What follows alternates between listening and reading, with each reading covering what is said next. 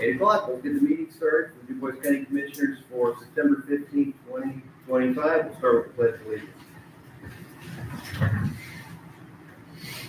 I pledge allegiance to the flag of the United States of America and to the republic for which it stands, one nation, under God, indivisible, with liberty and justice for all.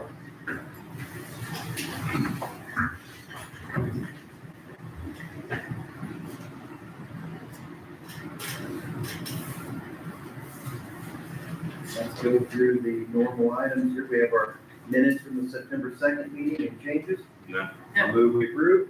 One second. All in favor, say aye. Aye. Aye, motion carries. Claims against the county. Any changes? No change. I'll move that we approve. Second. All in favor of the motion, say aye. Aye. Aye, motion carries. And the payroll, any problems there? No. Okay, I'll move that we approve the payroll as presented. Second. All in favor of the motion, say aye. Aye. Aye, motion carries.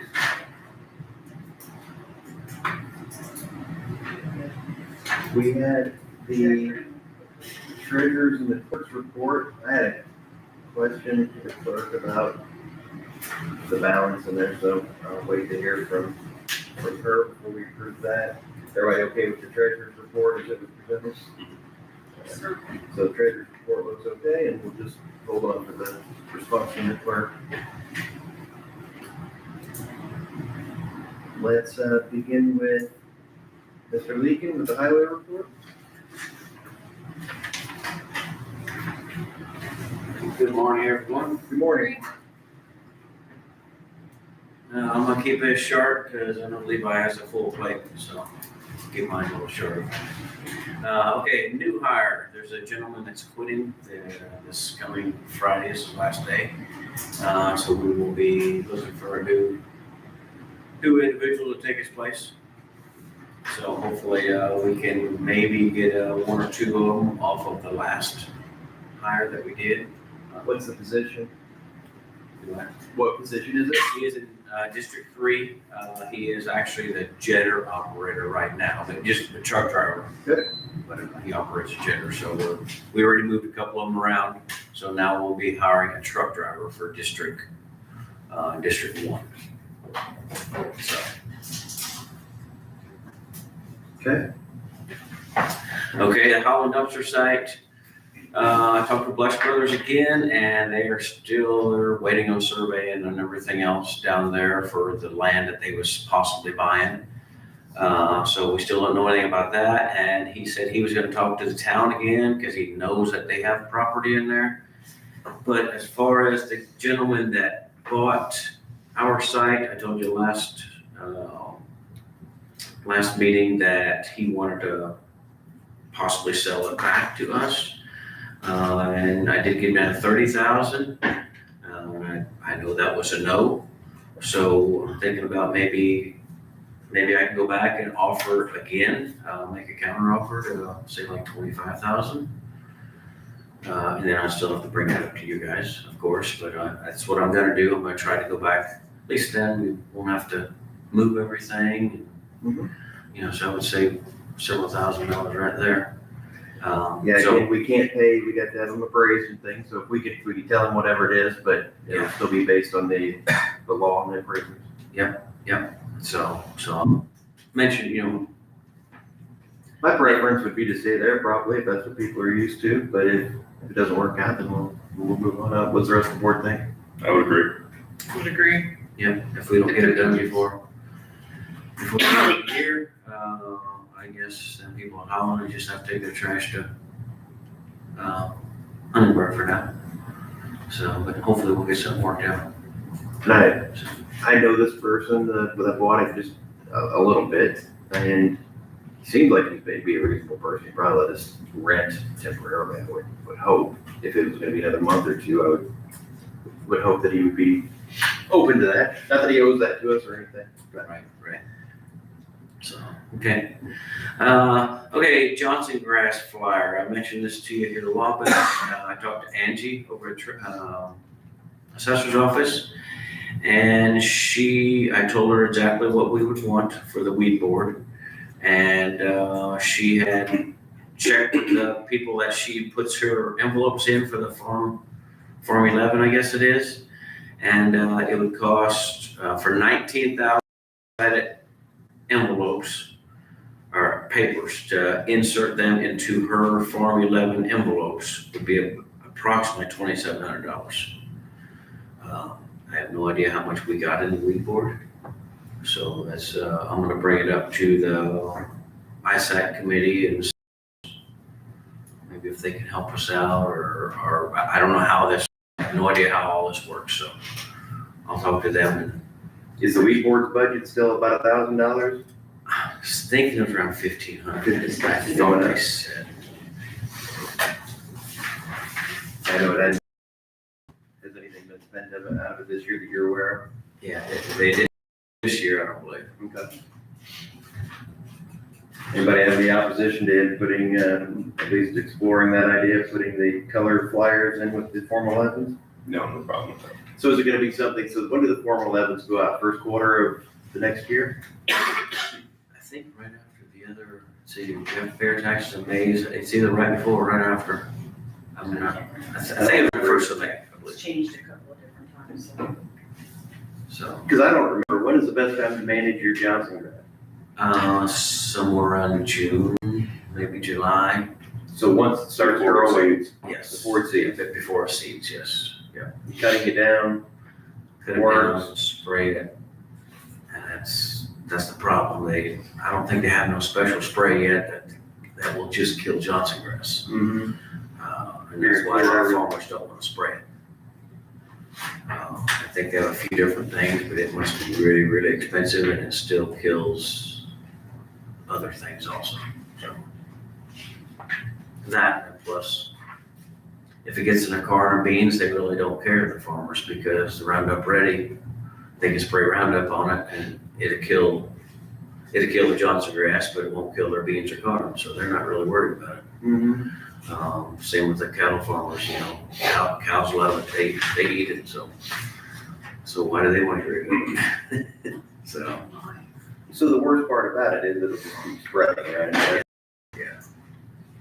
And it spreads pretty quick. Of course, they won't do nothing about theirs so long beside the road, so it spreads even further. It goes down the ditches. So, Anyway, as far as that, I'm fine with you spending what's in our budget for it and working with whoever to make it happen.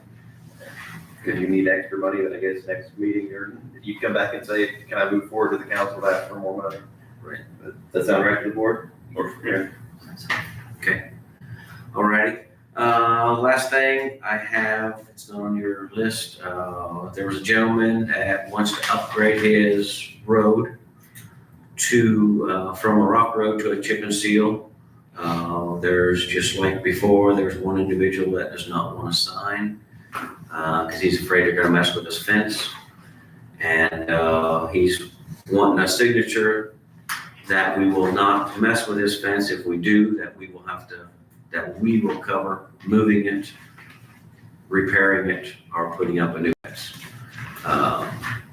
It is a highly traveled road for a rock road. It's narrow in several spots.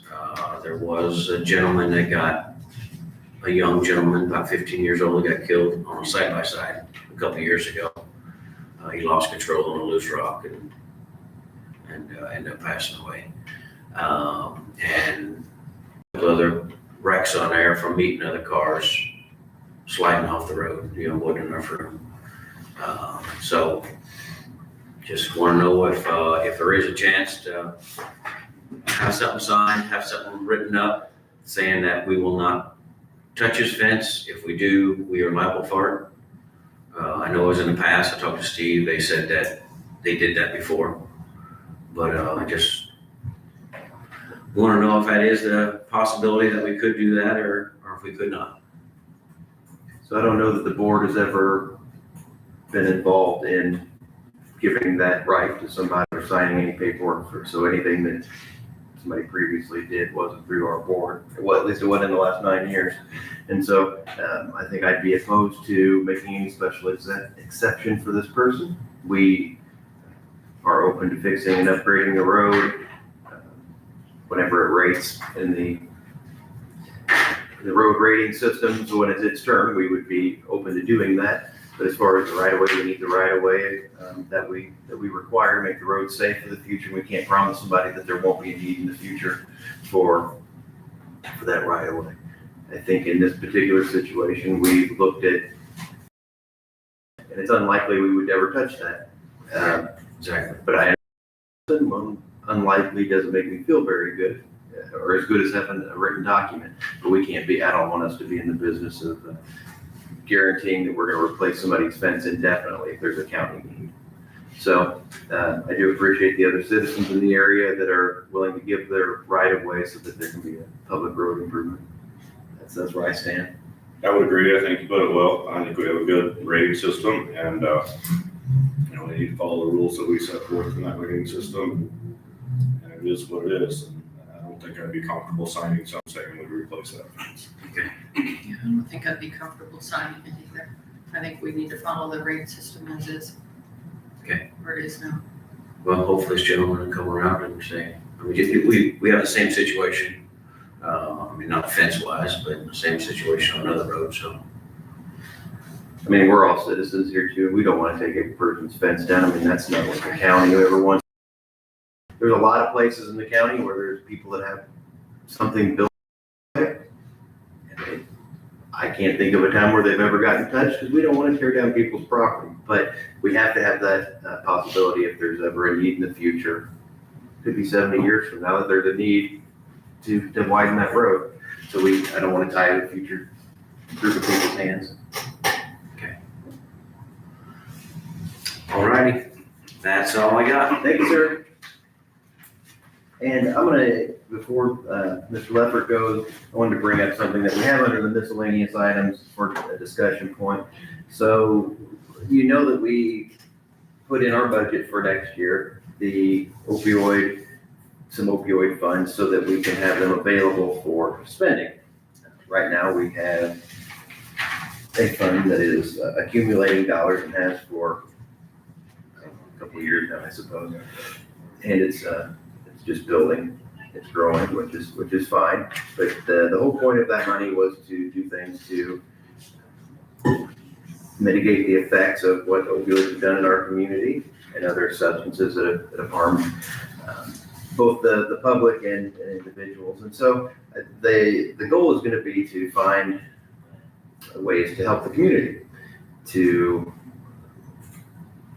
the areas of substance use prevention, and especially as that is related to the youth. So what we have currently, this was brought to my attention last week at the DuBois County Community Corrections meeting. Then after that, we have a JRAC meeting, which is the Justice Reinvestment Act board locally. And there's a project that somebody has, and they wanted to see if we would consider a matching grant with some of our opioid dollars. So the idea of I'll take a step back. So a couple months ago, the JRAC decided we were going to go apply for a matching grant with the FSSA, Family Social Services Administration. That's what that's called. So what that would be is we could stretch our money even further. If we put in $1, they put in $1 for a program. So at that time, we had to give a letter of intent. And they said, I don't remember what the two categories were, but we said, yes, we intend to apply for this money. They didn't tell you what you could use it for exactly, but they said, do you intend to apply? So we put in a letter that we intend to apply. Now we have a project that would go with that. The project, in summary, I believe here's an extra document. I'll be asking you to sign here in a minute. If you want to start looking at that, there's one for you. This is a copy of a letter of support that I would recommend that we sign and move forward with if we agree that this is a good program. I'll give you a second to look at it and I'll continue.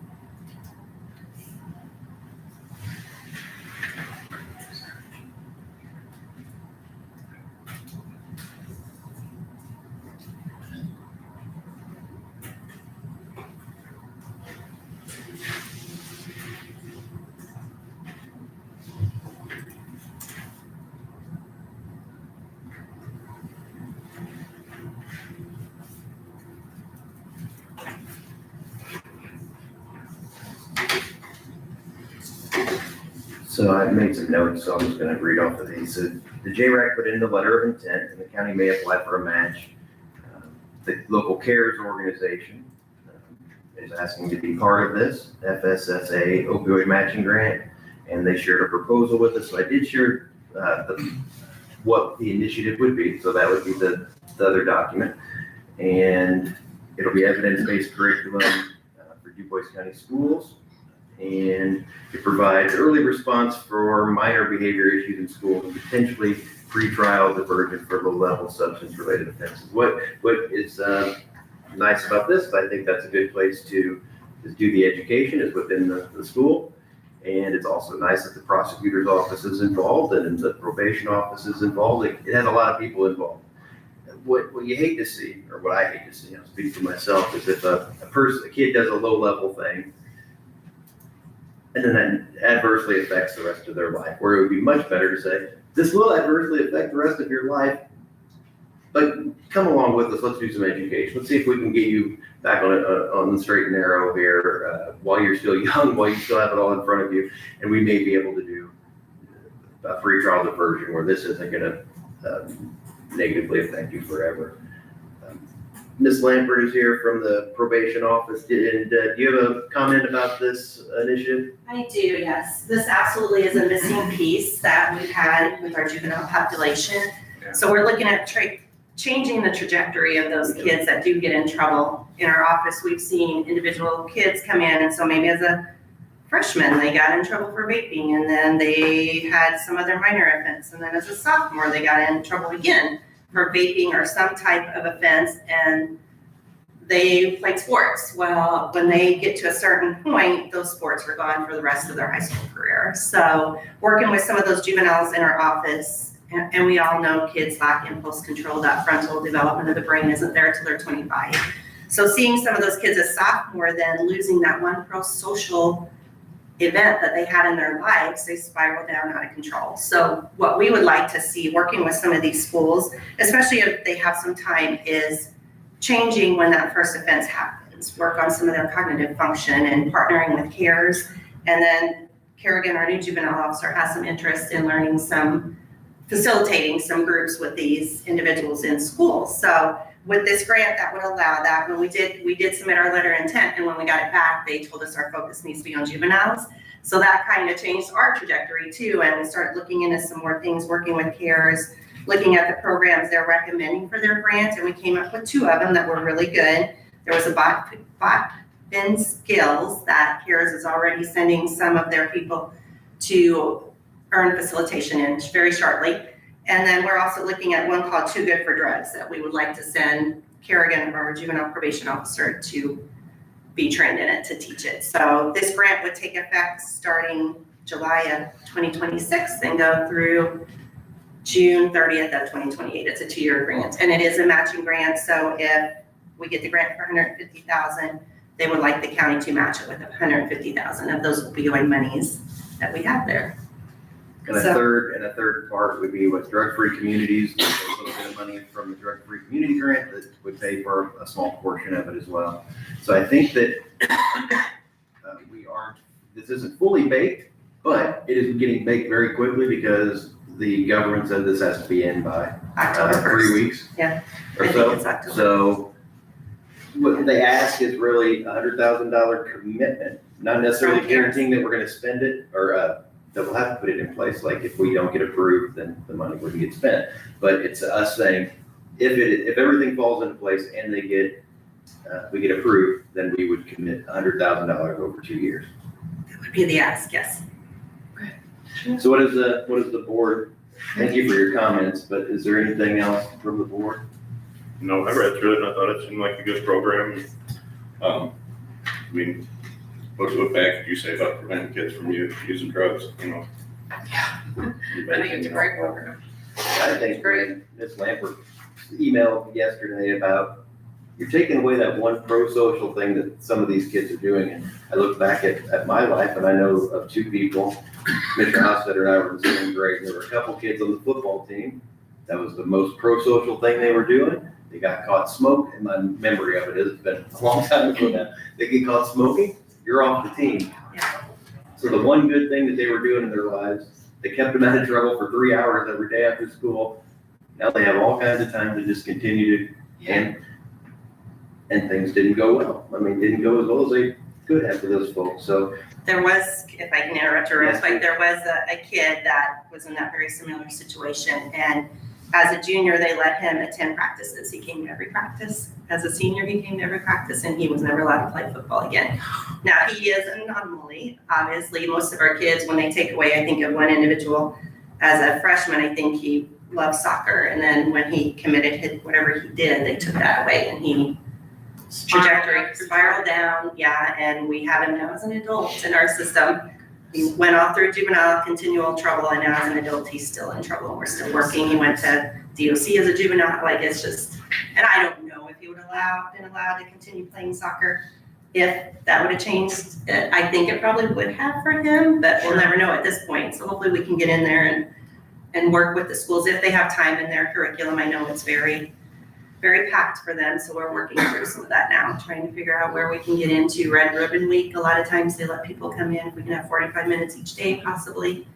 That's a place where we think we can do some of these things, so we'll see. And again, that's what the money is sent back for, to try to stop these negative effects that substances have in our community.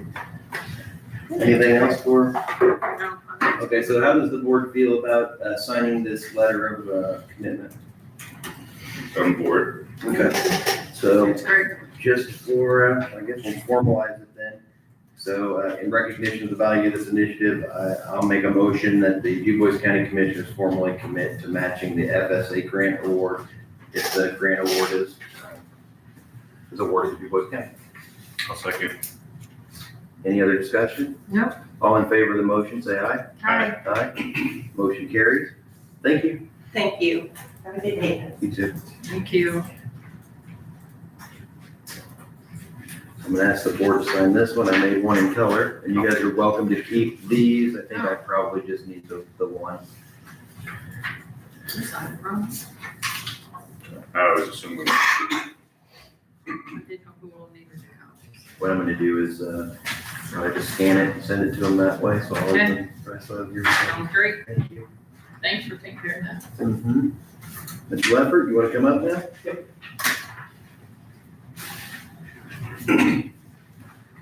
Morning. Morning. Morning. So we'll get started out with the update on the paving projects. Cusco Road, Schnellville Road, Old Petersburg Road, 490 West and 580 North. All of those roads still need to be paved yet this year, and that work will occur anytime from now through the end of October. And Calcor will be doing that work, so they've been pretty busy, so still needs to get done yet. The Pacer ratings that we do in-house, those are nearing completion, and the final list of roads that will be submitted to Community Crossings Matching Grant will be selected soon. I did want to go ahead and make sure that I talked about some of the updates on Community Crossing grants, since that program has changed some. So the call for projects will open up October 1st of this year, and it will close at the end of October. So the county will be submitting an application for that. I wanted to note that the original amount was $150 million that the state would award. That has since been capped at $100 million. In the LPA, they used to have to match 25%. That is now only a 20% match. So there's a lot less money to go around, especially since starting in the state fiscal year 2027, the call for projects will revert back to July of each year. So that means there's only going to be one call for projects instead of two. And that one call will be capped at 100 million, like I said. So there's still going to be the same amount of people applying. Still a lot of work, still a heavy need out there, just a lot less funds. So I anticipate the program being a lot more strict, a lot more competitive, and you really need to be in full compliance. Otherwise, they're not going to award you any funds. So I don't want to say a lot of counties engineers are panicking, but we have concerns on how this is all going to play out. And we'll see what happens, but we will definitely be trying for that this October. Any questions on that? No. Okay. So that actually, no pun intended, but transitions into the ADA transition plan. Myself and Chad met with Lockmuller Group this past Friday to discuss the county's ADA transition plan. Our original plan that we had done was back in 2013, and it got updated in 2022. So this plan is required to be submitted to NDOT every 3 years, and the ADA, that's the Americans with Disabilities Act. If the county or LPA wants to receive any federal funds, you have to have an ADA transition plan. Every county does, every LPA does. And so it has to be submitted every 3 years. And since this was submitted in 2022, that means it's due to be submitted to the state again. We're actually a little past due. So currently we're not in compliance with the state, meaning we're not eligible for community crossing funds. So my job as ADA coordinator is to make sure we stay in compliance, making sure that plan stays up to date, it's a living document, and making sure we execute, we implement that plan. And looking through the plan right now, I realized we need a little bit more than just changing dates on it, changing the dates from 22 to 25. And NDOT used to not really enforce this a whole lot with being in compliance on ADA. They've since really dug their heels in, and it's become a legitimate problem. I've talked to multiple county engineers asking how they're going about the ADA transition plan. And so based on what they told me, based on what I've read through the plan, I felt we needed to have a meeting with a consultant. So that was the meeting Chad and I had on Friday, and that was with Lockmuller Group. Lockmuller prepared the initial plan in 2012/13. So figured it'd be best to go ahead and work with them on this. And they gave it an approximate price of $35,000 to $45,000 to get a plan prepared.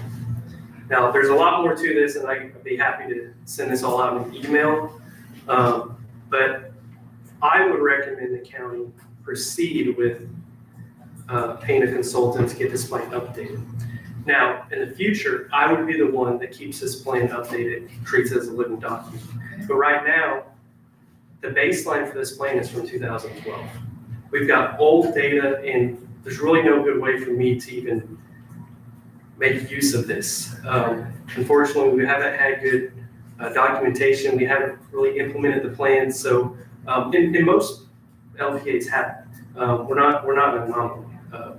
But since it's being taken more seriously by NDOT and the federal government, I really feel that it would be beneficial to the county that we would know how we want to proceed, which my recommendation is not necessarily start fresh, but pull in the 2012 baseline and kind of do a hybrid version to get the plan where it needs to be at. And then I run with it from there.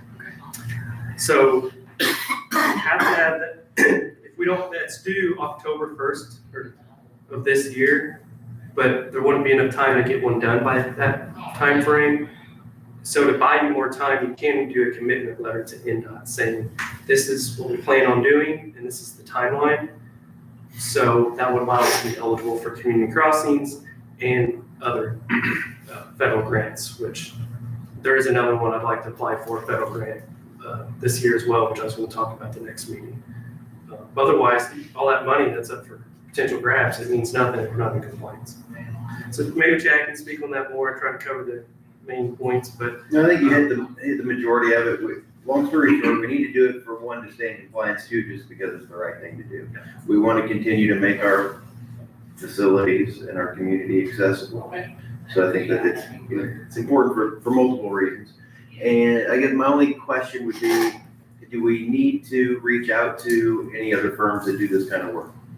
And the reason, because we are kind of starting from scratch, right? Any firm can do.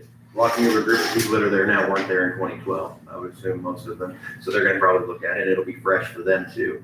Do you think there's a value in, I don't know who else does this work, if it's other engineering firms or like Structure Point, for example? They seem like they do everything. Is it worthwhile to say, can you do this? What is available? what will it cost? Or do you think we're so far along that we need to just say, this time, due to the circumstances, one, transitioning an engineer, right? So you're still new, so you never have dealt with this with us before. Just what are your thoughts in those areas? Do we have to reach out to another firm? No, we don't. Right. Could we? Yes, but Lockmuller did the original one back in 2012. They've got all that stuff on file. And also, Lockmuller is the one that is prepared all the safety guardrail improvements that we're going to be applying for that grant later on this year. So I've been working very closely with them on that. And this is something that this is needed in order to submit that as well. And they can write a They think it will help with continuity. So exactly, it all goes hand in hand, and have one firm do that. To me, I can definitely justify, it makes sense to stick with Lockmuller on this. And Overall, I think, from talking with Lockmuller, I think they are able to do the work. I think they'll give us a quality product. I think we feel comfortable with those people, but I'm always looking for, absolutely. how does it look to the public when we have a single company that we talk to and we just take what price they give us? So that's where I come with that. But then again, we are under a bit of a time issue here, and that we can get under contract with them, and that may alleviate this as an issue that the state will say, you're doing the right thing, you're moving forward in the right direction. Yep. So Commissioner Hostetter, what are your thoughts on this? I feel like in this case, maybe going with Lockmuller is the best bet. It sounds like, with the amount of work you already have put into it and working with them, it just makes sense. With all the feedback and the research that they already have, I think it would be wise to stick with them. So with his, I guess, we can give consent to the highway engineer to continue negotiations with Lockmuller, get a final agreement in close enough to a final form that it can be reviewed by Mr. Schneier and by our board, and probably get that wrapped up whenever that work can get done. I will let them know, and we will work on getting a commitment letter wrote up to NDOT, because that has to be submitted sometime in the October timeframe for the community crossings. And do we have a way to pay for this? Because I know our ADA money isn't enough. I would like to come in at the next meeting to ask for additional appropriations after I confirm the price with Lockmuller, and I would probably just request on the higher end. So I would need to get additional appropriations. But you'll start that process. Yes. It's too late for me to advertise for September. And I wouldn't need it by then. I would End of October. do, if I can get it by the end of October, that would be great. Probably be similar to what we did with that grant earlier, well, a commitment. Yes. We'll try to give an informal commitment, and then we'll get it formally processed. Yep. Okay, so we're gonna ask you to take a break, because we've got a Sounds good. health owner occupied rehabilitation bid opening is what we're hoping to have. It doesn't look like we're gonna have one. Good morning, Jenny Mize, Indiana 15 Regional Planning Commission, here for radon remediation for 3 homes Okay. in the county. Did not receive any bids for those today. So they will be lumped in with the October 2nd bidding. And that'll be the final bidding That'll be for the the final program. Yes, sir. And I believe at the beginning of the program, we had at least one person that was radon. Yes, and they did our inspections. Yes, We also sent those out to a couple other companies as well, just to, so that same company isn't interested, you know? I have not heard a response from them. Okay, so for today's business, we're planning on opening some bids. We don't have any. You're gonna triple up your efforts with this last Yes. go, and then you can breathe easy after this, Maybe, hopefully. hopefully. So is that kind of the plan? Yes, that is the plan. I will see you again in 2 weeks. So again, this is the last call for the public, for the people that do this kind of work. They can still make bids on roof work, HVAC work, radon Radon remediation, remediation, electrical, ADA, and ADA electrical. is our big one. Yep. Again, do we have more than $250,000 left to spend? Yes. So we have Right over $250,000 if local contractors can get with Jenny. Region 15, Ferdinand, phone number's in the book. Yep. They can call you today and say, how do I get in on Yes. this? What are the projects that are available? What are our When I put requirements lights for on. these people? I mean, they basically have to be somebody that can do the work. Somebody that can do the work, you'll have to submit a bid bond with your bidding, which is 5% of your total bid. If you are chosen as the low bidder, then you will have to show proof of insurance and a performance bond, and we go from there. So pretty much anybody that does this as a normal course of business, so they're gonna have insurance. And the 5%, is there a name of a local company that they can go buy that bid bond? There are several local companies that you can also send in a cashier's check. Just go to the bank and get a cashier's check for 5% of that amount. And Mr. Chair, what's the purpose of that bid bond? To ensure performance on board. Yeah, to make sure that you're gonna uphold your. That I'm gonna do what I said I would do. So they signed a contract saying, I will come fix the air conditioning unit for $5,000, so they put down $250? And if they don't do the work, then we get to keep the I'll $250? trust your math, but Yeah.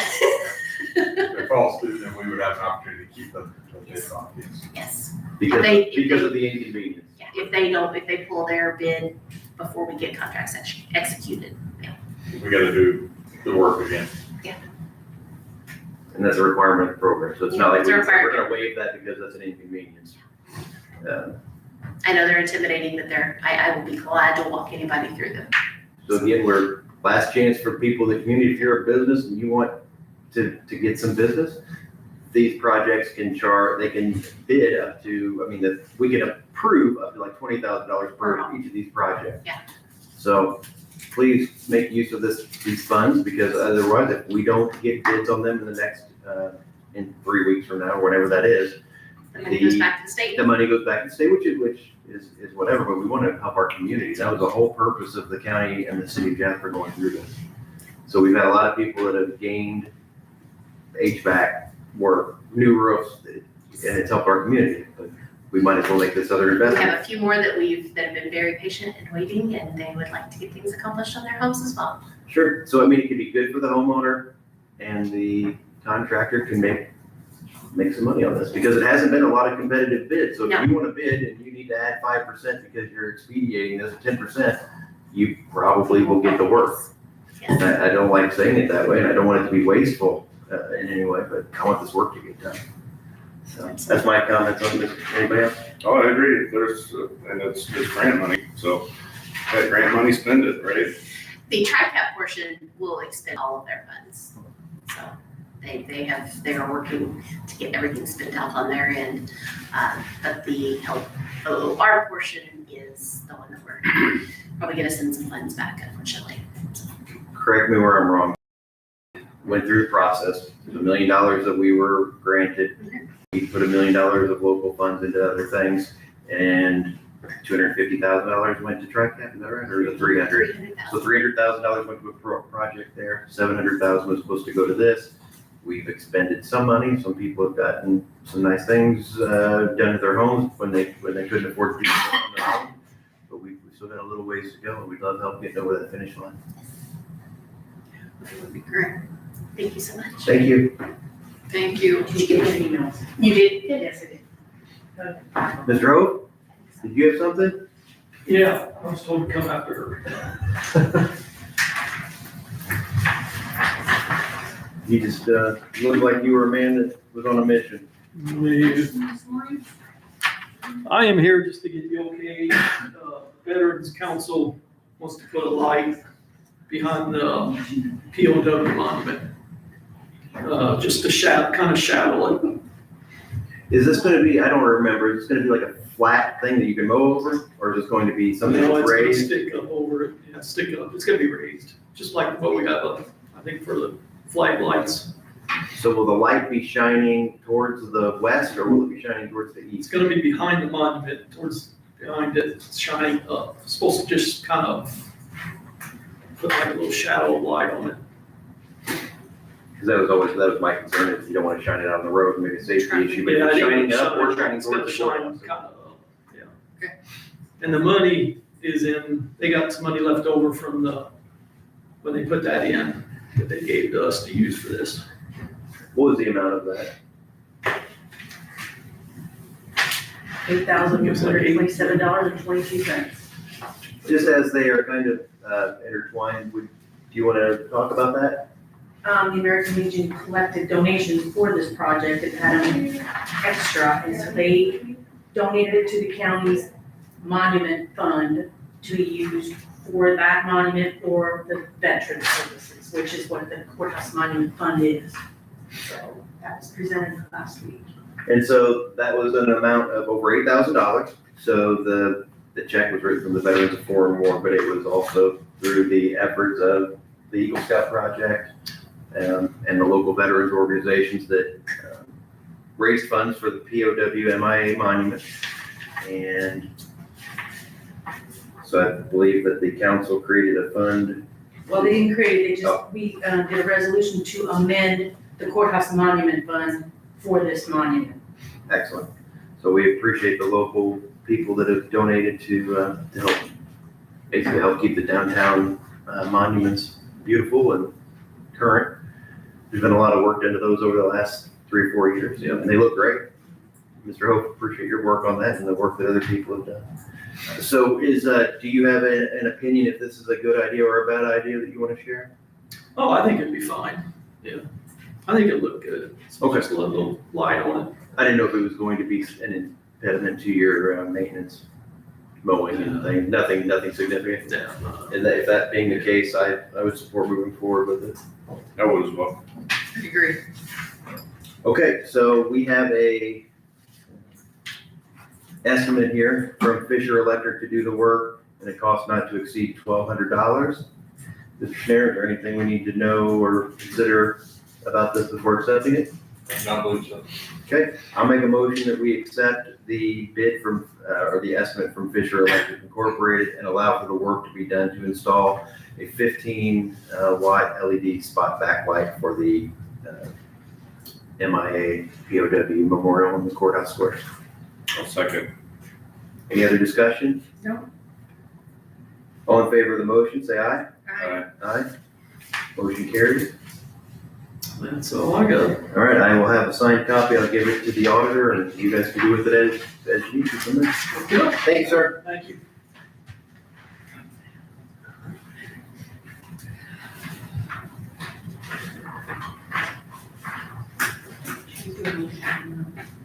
Did we? Did you just do a motion? Mm-hmm.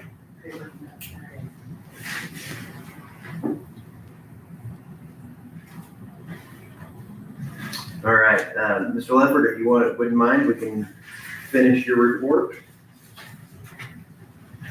I think the next one is one, you sent us a contract last Yes. week, a sample, and I was hoping to discuss it with you today, because I didn't understand what it was all about. So, made some revisions to that contract, that proposed contract with American Structure Point, to include the county's required contract terms that Greg had sent me. So if you've had time to review that contract, that's great. I'm gonna ask for possible signature of that today. What that agreement is with American Structure Point is for superstructure design of bridges, superstructure being the steel beams and deck.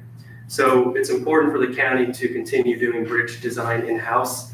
And so since I've come in within the last few months, I've really looked at our in-house bridge design, making sure it's following current standards, the design methodology checks out. And you know, there's been a lot of changes in the last several years with design methodologies have changed to LRFD now. We've got higher load ratings, especially with emergency vehicles.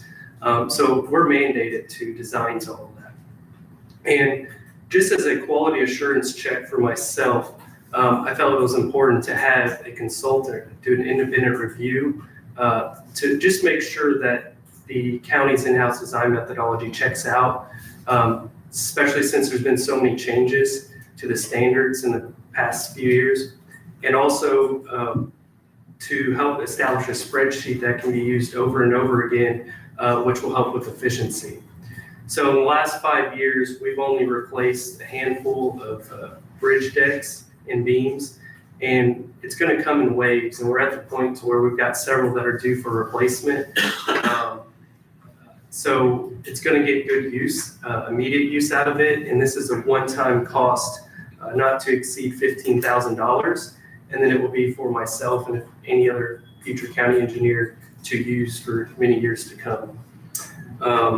You're saying the work product that is made from this will be able to be used for your. Yes.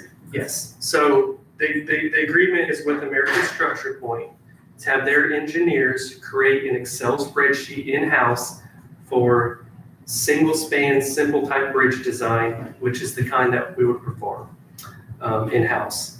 And then that's basically what it is. So that's really making sure that they vet it through that process, and they're gonna use our examples that we already have in-house and making any tweaks that need to be made to it.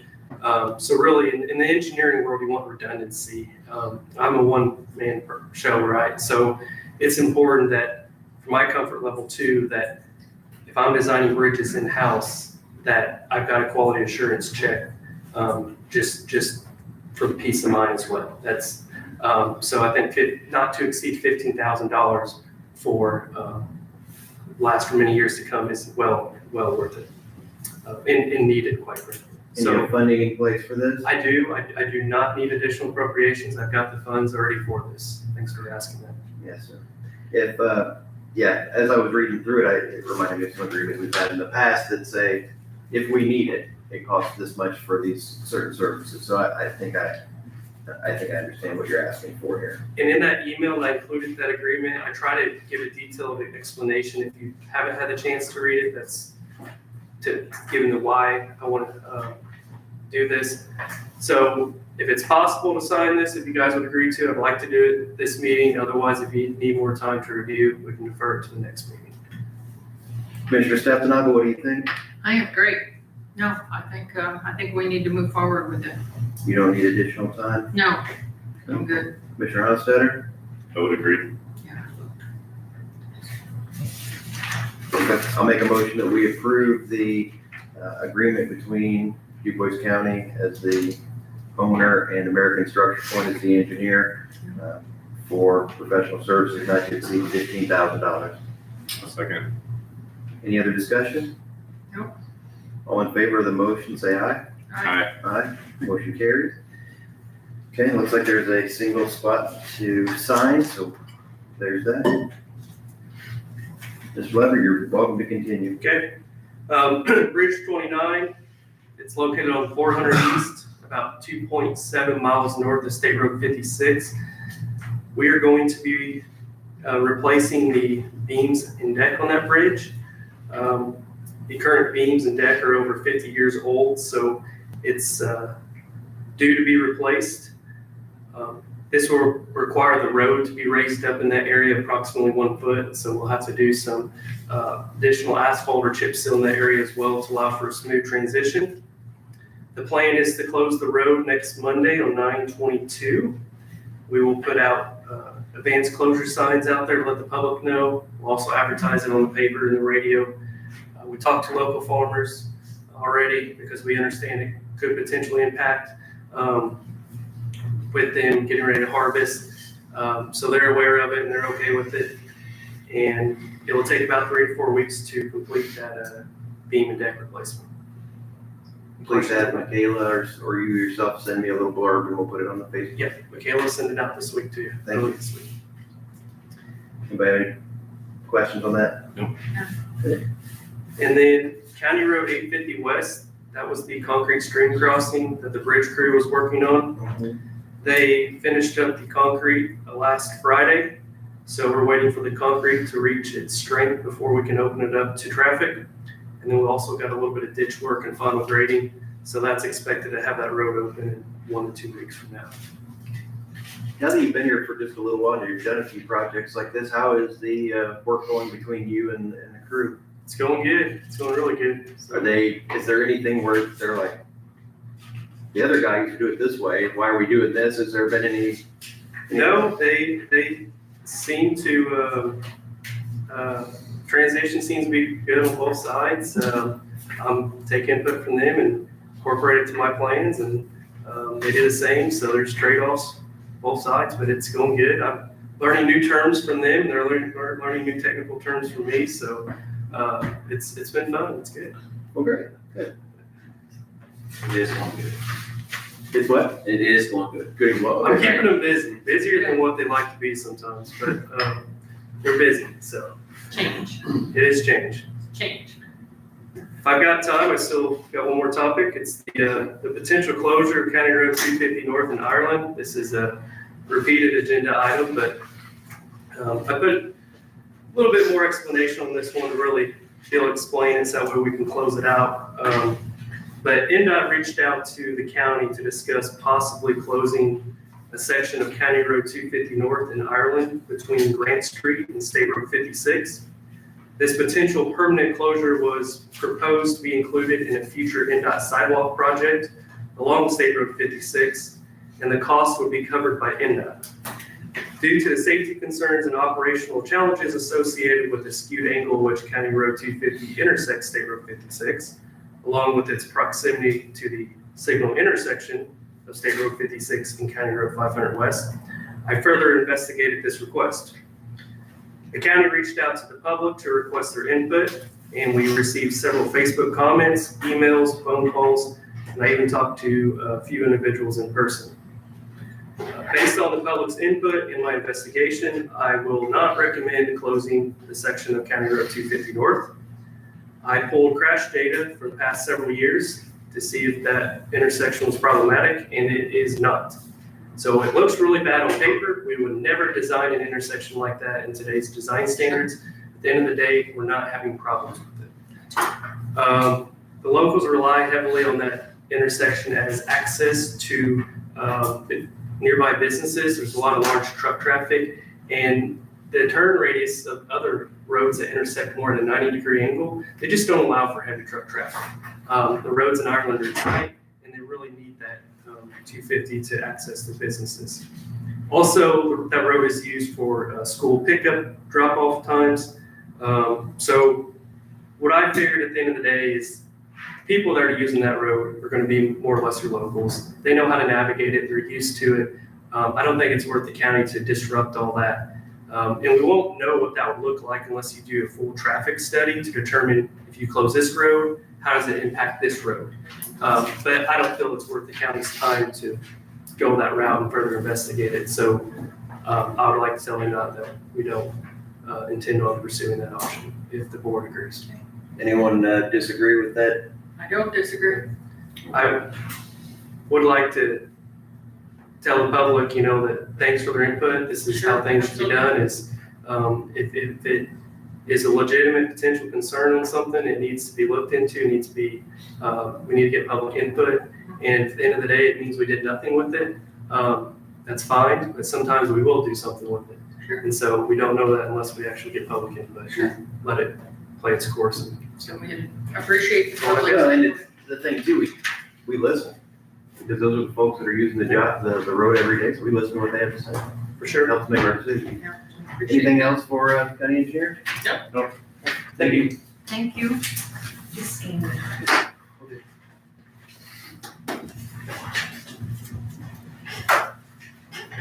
Mr. Rhodes, sorry about holding you up here. All right. Is Mr. Bobby coming today? No, he's not. I called him off. So we had a couple things we were going to go over today. One being the clinic contract, and the other being the Samaritan Fund contract. Both contracts have been going back and forth multiple times. I'm trying to get revisions. We're hoping to be ready for these today. So the Samaritan Fund is not ready yet. They're legal still working on the revisions before they can get it to us. So I told him, I said, I'll just handle the clinic contract. And Okay. so, I know Chad sent me a request for a few changes on Friday. I put those requests in with Deaconess on the clinic. I brought the latest and greatest, but it does not have the changes from Friday that we recommended we make changes to. So, they will send this via DocuSign. We can do an electronic signature on it. So basically, the only thing I'm here is just to ask for formal approval to go ahead and lock the clinic in for January 1st, 2026 for employees. It's a new healthcare initiative that we're doing. So one of my questions was under 3B, it talks about health services, and I thought it sounded vague. It says services normally, what we're getting for our money is services normally provided in primary care medical center and wellness facility. So that sounds like, I guess I expected there a list, but the list would be never ending because the ailments a person could have are never ending. Right. Yes. So Or the wrong thing will be not in there and. Yeah. Sure. Yeah. So that primary care kind of covers it all. And then the wellness as well. Yes. I mean, And then I had a question about Mr. Rhodes, if he was able to deliver a monthly detailed report that they asked for, and he said that he's in line to do that. Yep. The lab services that are going to be available with the medications, Yep. All of those. Medications. you can go to their website there and it has a list of all that stuff. So I suppose we would just make a printout of it, and I don't know if those things can change. They could, but they'll pretty well stay consistent. Yeah. So I say we just keep. We already do a monthly census for the employee assistance program, so. Yeah. I think the only change really that I was requesting was, I think it appeared to me that this document was probably made to go between Deaconess and a company, right? So it says the owners, the board members, whatever. Here, I just asked that they change the owners to elected officials. And So I expect to probably get that back today, latest tomorrow for signatures, so. the more I look at this, the more I think that it can be a huge benefit. Hopefully people will take advantage of it. I think I will. There's a lot of it that I see that'll be good for me. I hope others do too, and I think this is an opportunity that we've discussed in the past, and this is the best version of it that we've come across. I think it's got a lot of So I would opportunity for cost savings for not only the county, but also the employees, because they're not gonna be out the deductible, the max out of pockets, on a lot of this care that they're getting day to day, so. Do you believe that we need to, I'm asking the auditor, that, is there something we need to do financially with this before we agree to signing this? Or would it just come out of the approved, Well, I think health that's, money?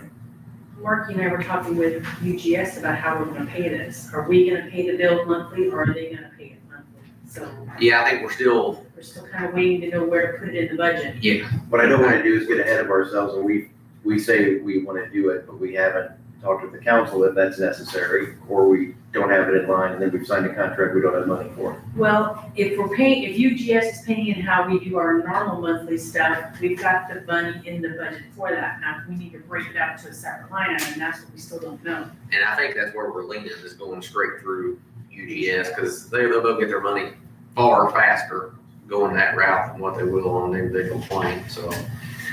So it'll be treated as if it was a bill that they would get A from. normal fixed cost Yeah. to the program.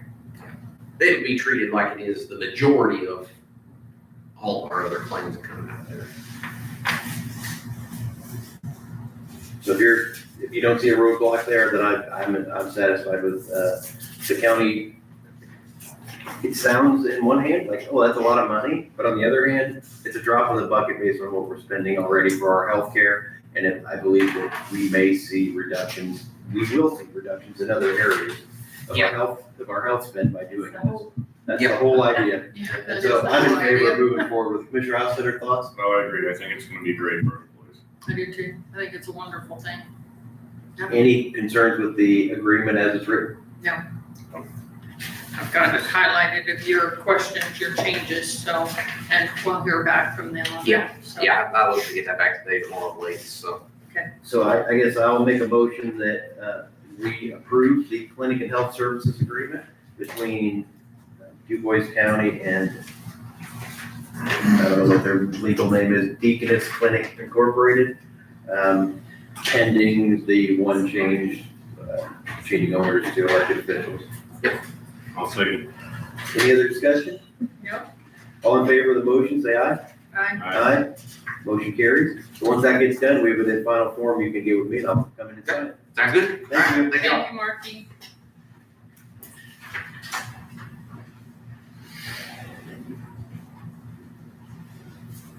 Dilapidated building update, Slogan property, would you mind coming up? Sure. Thank you. Good morning. Morning, how are you guys? Good. Christina, Health Department, I think I took some pictures this morning and Sean said he was gonna email them to you and Greg. There has been some updates, particularly to the back of the building.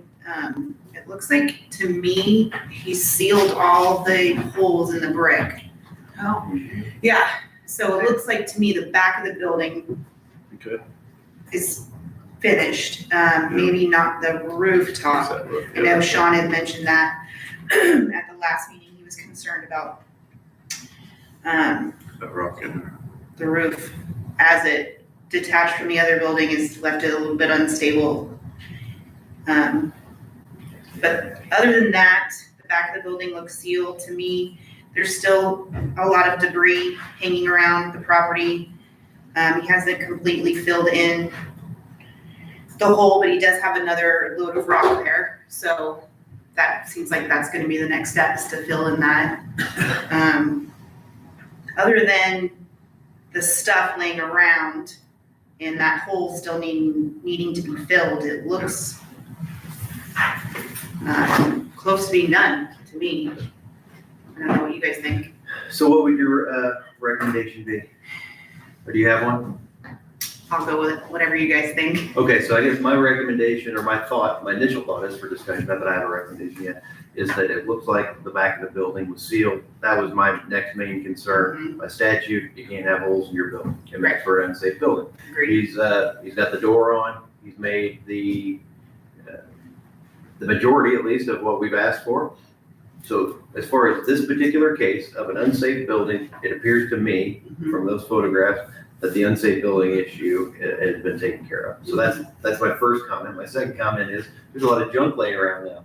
So could this potentially be, if there's a person in the community that says, I want to make a complaint because you've got piles of junk on your property or trash? I mean, I don't know if there were ceiling tiles, but there was something there that there was a stack of some materials there. I think it's drywall. I'm not positive though. Right, so that could be considered in violation of the junk ordinance, the trash ordinance, whatever those are. So, but I think that's a separate issue. We're focusing on the unsafe building. It appears to me that the unsafe building issues have been satisfactorily remediated. That's my initial thought of it.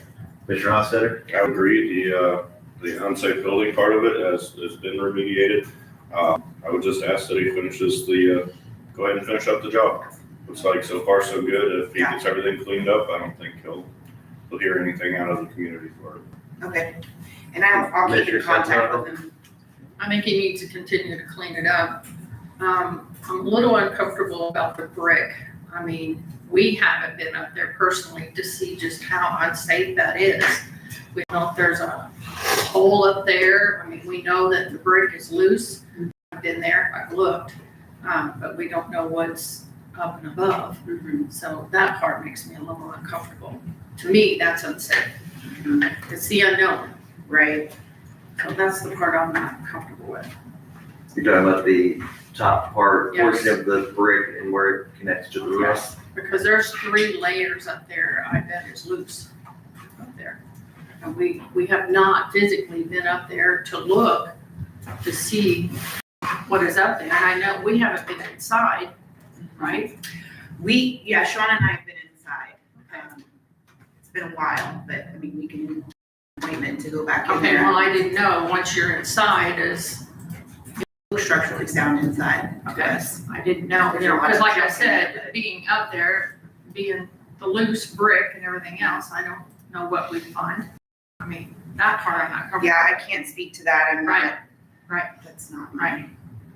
Yeah, and I don't expect you to get a ladder and get up there. I'm just saying, it's the Historically, unknown, we don't know.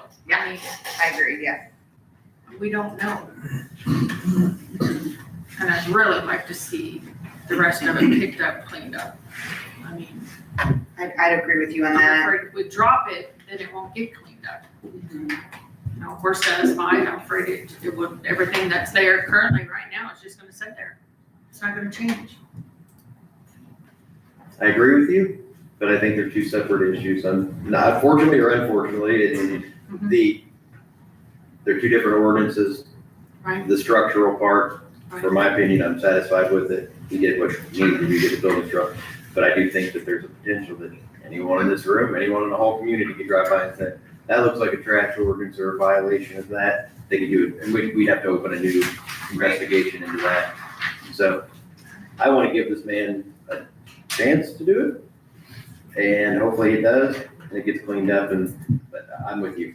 We don't have a good track record. It may not be the last time we hear from him, but for this issue, I would say that I'd be satisfied to close the structural unsafe Part of the building. building. I agree. I'm ready to close it. Okay, so let's just formally make it a motion then that, I'll move that we close the dilapidated building, unsafe building, investigation or case with, Mr. Sloat. I'll second. Any other discussion? No. All in favor of the motion, say aye. Aye. Aye, motion carries. Thank you. Thank you. Thank you.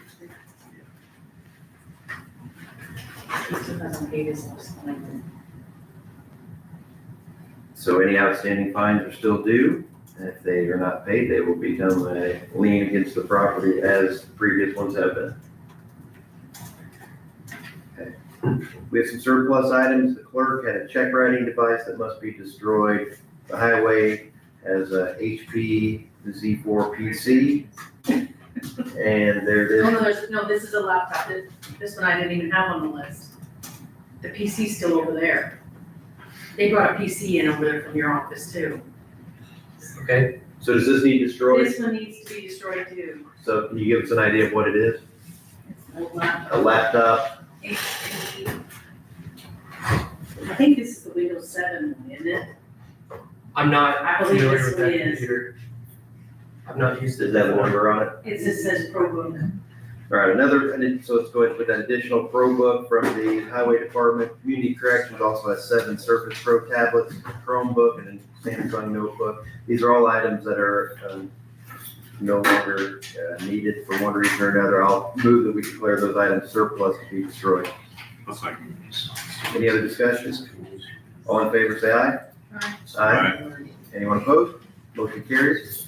So let's get ahead of schedule just a few minutes here. We have the 9:15, we have the assessor, Angie Kiesler here for reassessment contract. Yes, Angie Geisler, DuBois County Assessor. Well, 4 years has passed and we're again now, up to, bidding for another 4-year contract for our second reassessment. I've sent out the RFP for your guys' review and to, Greg Schneer for the review of the RFP and notice the bidders. Just kind of here to let you know it's that time again. So all my comments I've already made, I think, by email. I think we are going to be opening those bids in a future meeting, the 15th. 20th, no, it was. So, Mr. Schneider, is there any other action that the board needs to take at this time? So, I have it scheduled, not yet, but anticipate that the ad's gonna run in Ferdinand on October 1st, or Ferdinand paper, the Herald on the 2nd. Bids due October 16th and open them on the 20th. I'm just checking something here.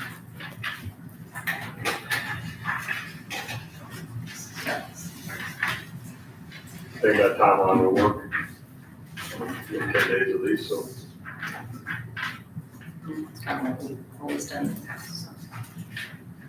Except for the Okay, well, thank you for the information. I guess we'll open the 4-year cyclical reassessment bids next month.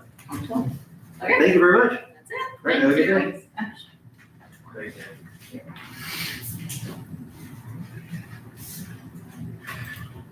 Let's just keep rolling here. Let's talk about the news alert system.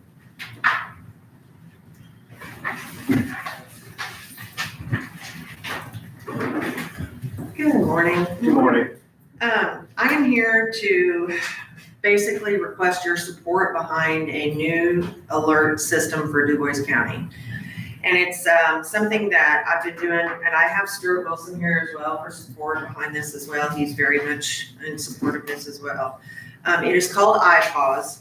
It's a government-ran alert system. And I sent you kind of a brief on it over the weekend, just to let you know my main goal behind this. We've been looking for quite some time, really since Stuart took office over at 911, some kind of a mass notification system for the county. But what we run into is it's extremely expensive for the county, and we have to rely on Du Bois County citizens to sign up for it. And so you know that you're not gonna get the full amount of people in the county to do it. A lot of people don't have access to do it, some people don't understand how, et cetera, et cetera. Well, recently, in District 10, we had a county that also does not have a mass notification system. And they had a hazmat incident that hit their county, and it was pretty severe. They needed to get word out for people to shelter in place as soon as possible. And they relied on the state of Indiana to help them because they didn't have any way to get the word out. Well, what that did, they got the word out, but it delayed it tremendously. There was a lot of upset people, and what I'm trying to avoid is that to happen in Du Bois County. So I started doing some research on iPause, and I took the training, got that all under my belt last week. Narissa will be doing it next, and I'm here to ask for support that we can purchase the iPause. It's like an integration to the current system that we have. It's called Rave.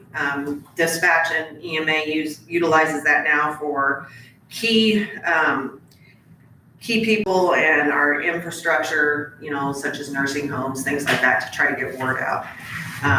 The additional cost is $1,800, and I would like to get your support behind that, and then I will present this to the county council, asking them, because we don't currently have this in our 26 budget, and I would like to get that put into the 26 budget so that we can carry that every year from here on out. So basically, my budget is for $1,250 a year. This would add another $1,800 to make it about $30,050. 3,000. 3,000, yes, sorry. Yeah, not 30, trying to avoid the 30,000. But anyway, so I just would like to have your in that. I think the county council would like to have your support behind that as well. And I know that Stuart, I don't know if you want to add anything to it, but this is going to be fabulous because we'll be able to do polygons. And so if it's just the one section of a certain part of the neighborhood that needs this information, they're the only ones that are going to be affected by that. It's not going to go out in mass Du Bois County. It's going to be by GIS. Okay. So that will be a big difference. It won't freak out the whole That's county. what I was just, Yeah. that's what I was thinking about. But if you're like from out of town and you have a cell phone with you, it will sound, if you're in that, like your hotel is in that area. So your phone is gonna go off as We don't well. want everyone in panic here. Right, no. And we won't change any of our policies as far as tornado warnings now, nothing to that degree. That will all stay the way it is. This will be for dire emergencies, for shelter in place, or if we have an event hit our county and we need to tell them where to go for debris pickup or whatever it might be, so. So Stuart Wilson from Du Bois County 911, and I joined our EMA director in support of this idea. I think we are a little behind the times. Tammy and I have realized that we're behind. We started evaluating it probably Really 2.5 years ago, or 3. I wanted to put stuff on hold with us moving the center. We did, ultimately, when we moved, we did join the Motorola Rave platform that's already in use very successfully. I really like that we have a joint platform with shared expenses between our offices for notification purposes for our critical people, fire chiefs, police chiefs, our other community members that are kind of in charge folks. So for each of those, you have to manually put in who you want it to go to? We do. I would assume. Correct. Yeah, so it's a texting platform, or the messages are delivered, currently they're delivered by SMS, which is text messages. And we have to select recipients. There's about 220 or so in the database that we use. And then not only is Tammy and Narissa users of that system, every dispatcher in our center is a user of that system. Kim and I our assistant director and I are also administrators. And it's really worked very seamlessly. I would expect that this platform or these abilities within that platform would also be pretty seamless. And we'll just work with EMA and do the best that we can for the citizens that we serve. I don't want to be left holding the bag. And I don't think our county should be left holding the bag. We do have hazmat situations. They're pretty rare to have one the size of the more recent one in District 10. But in my tenure, we have probably had, in 4.5 years, probably 5 incidents, most of them gas leaks, where we could have used a tool like this to make a notification. We just didn't have the tool. There are other tools that are incredibly expensive, over $10,000 a year. And that's the cheap one. The $10,000 one is the cheap one. And that's the, I think they're a little cost prohibitive, or they require action on the resident to sign up, and people don't. That's other counties have experienced that. They get about 10% of their citizens signed up, and then it just kind of levels off, and then it fizzles out, and it doesn't go anywhere. If it requires actions from the citizens for a multitude of reasons, it just doesn't work. It's just not effective. So the steps are that the training has to be done. So right now, I'm the only one that's taken the training, but Stuart and Kim and Narissa will plan to do that so they can be administrators as well. It is a government ran, so it's like when you get your Amber Alerts that come through your phone. Right. That's the type of alert it's going to be. That's why no one has to sign up for it. So that's a huge, huge benefit for this county. Well, for anyone for that matter. Right. So once that approval is from you, the support, not necessarily approval, but support from you guys, I will fill out the application to the federal government, and then they will make the approval. I've already spoken with the state of Indiana, who has to sign off on Du Bois County. They're waiting for that application process to come through. So it's just something that after talking with a few people, talking with Mike Kleesner about it as well, and we just would love to have your support behind that and the importance of IPAWS. So what you're really doing is you're buying a certain amount of time. Because if an ammonia truck falls over on taking the turn here on 6th Street, you can contact Homeland Security. Homeland Security gets to you at whatever time they get to you, and then the alert would go out. Correct. Whereas now, same incident happens, you can make the call, hit the button, do the thing, and get it out immediately. Yes, Or as soon as you're aware. that's correct. So that's Somebody- really what we're buying is we're not buying access to something we don't have access to now. We're just buying faster access Quicker and more response. control. Yeah, and Yes. more local control. Yes. Over those notifications, which is important. Yes. So a couple questions here. So this is probably what I think you're both alluding to.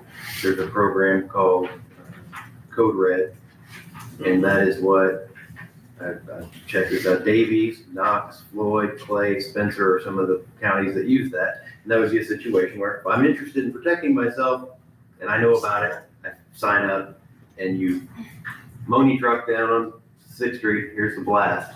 Right, so that's where you're saying you'll get 10% of the people and it won't cost you anything, That's right? So you can do that app for free. So that would be our other option. They said that's not the option that they prefer, but there is a free option. But you're gonna hit, a lot smaller part of your community. That's not accurate. Yeah, I mean, that's pretty accurate. And I guess one thing I would say, if we are going to approve that or support this, I think what we would need to do is ask you to put a policy in place and share that. with us. Absolutely would write a standard operating procedure on how and when you can send those notifications out. Because another thing that falls under this, you have to remember, this is like a massive thing that goes through your phone. So there is a lot of training and a lot of testing behind this. And With the current system, we have Rave, they have this that is integrated into the program. So they will do a lot of training with us, and then we will do testing monthly, and we are required to do that testing. If we don't do the testing, you get like one warning if you don't do it, and then if you skip it the second time, the third time you're out. You have to start the whole process over, go through all the training again and everything. So they're very serious about it. They want to make sure that you do it properly. You don't want to send a test in the real scenario and things like that. So the best part is Rave we're very familiar with Rave. We've been utilizing that system for quite some time now. And this was just an addition, a bonus really to what we already currently have. Whereas if we went with something different, then we're gonna have to go through all kinds of training, beg everyone, we have to push out public notices to everyone, letting them know to sign up, and, just a lot of disadvantages in my opinion. My only concern, or not concern, or just my thought is, as rare as it happens, we're basically gonna pay $1,800 for one notification a year. Yeah, but let me give you an example of what happens when you don't prepare. This particular county in District 10 literally had just canceled their code red, literally, within less than 6 weeks, I believe, and an incident happened. And I've been doing this for so long, and I wish we had had this much sooner. I just don't want to have that happen in our county. I, as the emergency manager, am responsible for that, and I don't want that to happen. So that's where I'm at. I can support it as long as we have a policy in place that everybody can agree on. What I don't want to have happen is you get it, I don't want to say what I think are minor incidences, but you don't want to do it so often people are like, good grief. Yeah, and that will not, I can guarantee you, as long as I'm sitting in the position, that will not happen. Yeah, I agree. I agree with what you're saying. If you have a notification platform, the worst thing you can do is overuse it, because that's a boy to cry wolf situation, and nobody pays attention to it. So, Correct. but we have to, as a county, we have to take our hazardous material in particular situations. We have to take them serious, and there are 77 facilities in our county that facilities with hazardous materials on site, and that's just the ones that's stationary. Not counting the ones that are moving, like I said, at 6 and Newton or by rail is probably one of my bigger concerns. Yes. For our county. There's a lot of rail traffic, east to west across the entire county, and hauling a shocking amount of hazardous materials, and we do need to be prepared for those incidents.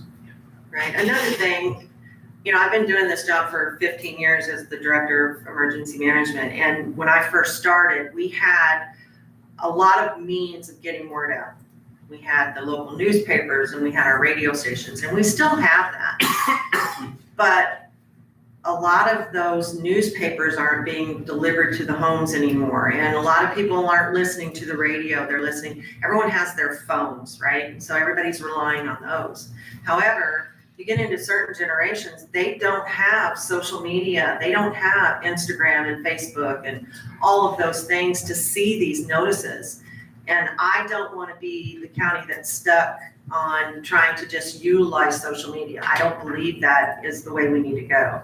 I think our cell phones, that the majority of the people, including the elderly, have cell phones. This is a government-ran app that they're going to get without having to do any sign up. And I think it's a win-win all the way around, in my opinion.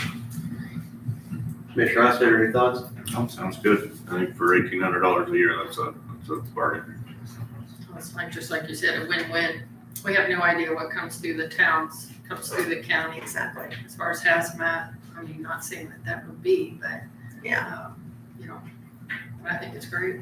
Yes, I appreciate that. I'll move that we give support to Ms. Humphrey moving forward with this endings and policy creation.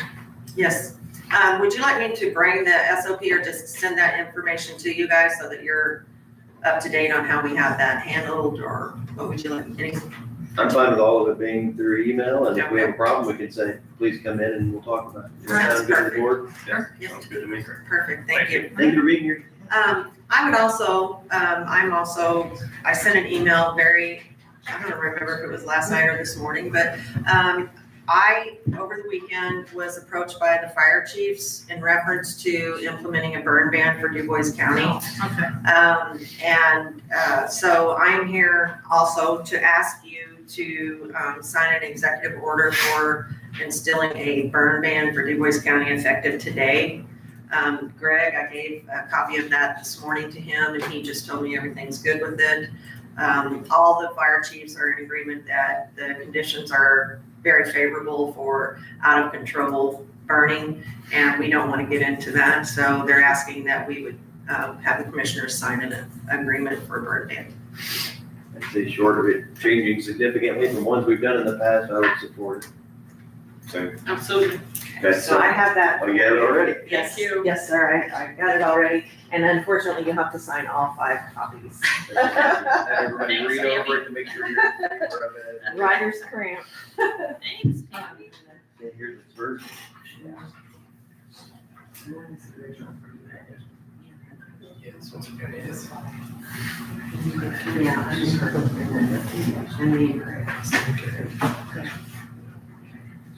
I did the park plans at that time.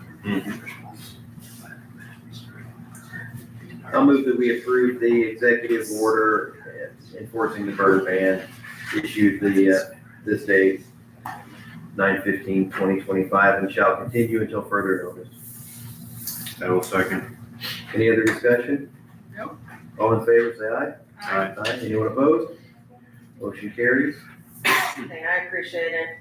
I did see a forecast maybe next week sometime, but A week we'll from now. just have to keep our fingers I know crossed. it's coming. That's okay. Just stay safe.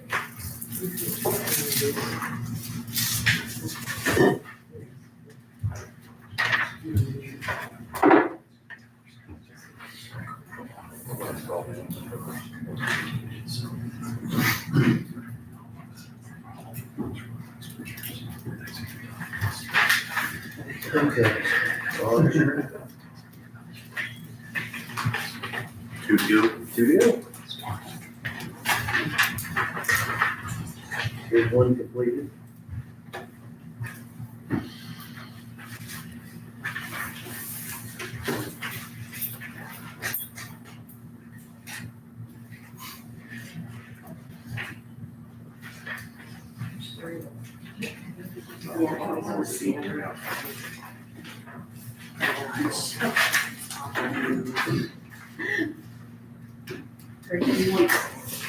Don't mind being less. Say it. Thank you all very much. Thank you. you.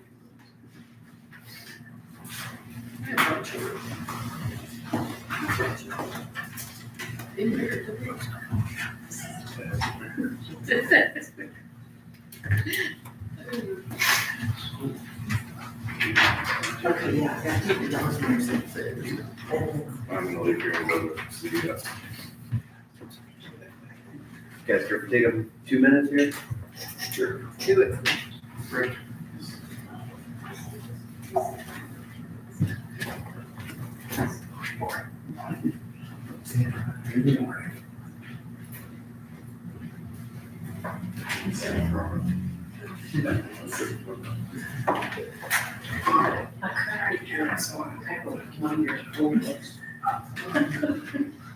Always appreciated.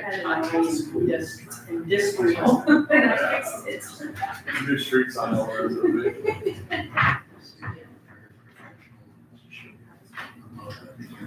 It should have been open.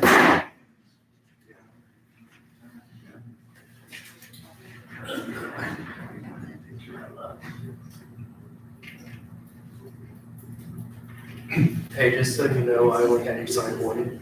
I know, right? 5 of them, seriously. My signature was last, and they just gave me flack about it. I don't mind being last on the totem pole. I told her, I said, that last one was actually the key to your house. And that's okay. We don't need it for it. It's got a for sale sign in it if you want it. Yeah, you can sell anytime now. I think it's still on the market. I think it's too much for people, they don't want to take care of all of it. I think you're right, it's a grade and a half lot. Everything else is.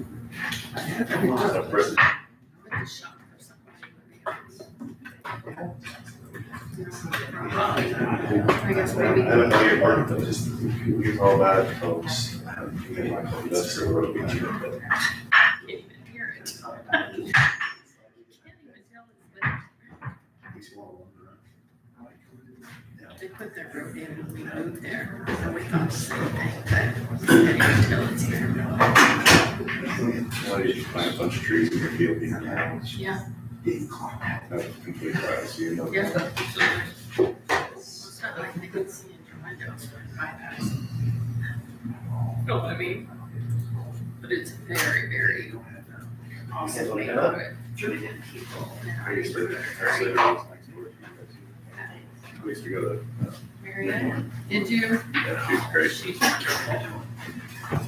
Absolutely. Really. Great neighborhood. Oh, you're fine. Berlin. Great. Morning. Morning. Good morning. Morning. Thank you. We've already got some of this in email, but it's easier sometimes to see it. I totally agree with you. I totally agree.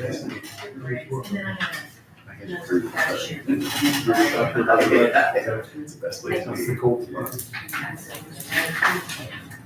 We had it? Okay, go right in. Thank you. Jackie McFerrin, reporter, and Stephen Capps.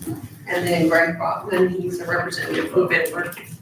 And we came today to see if we could gain your support in possibly switching from CSI software to Fiddler software.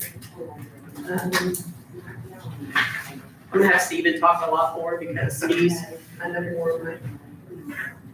What I do. Yeah.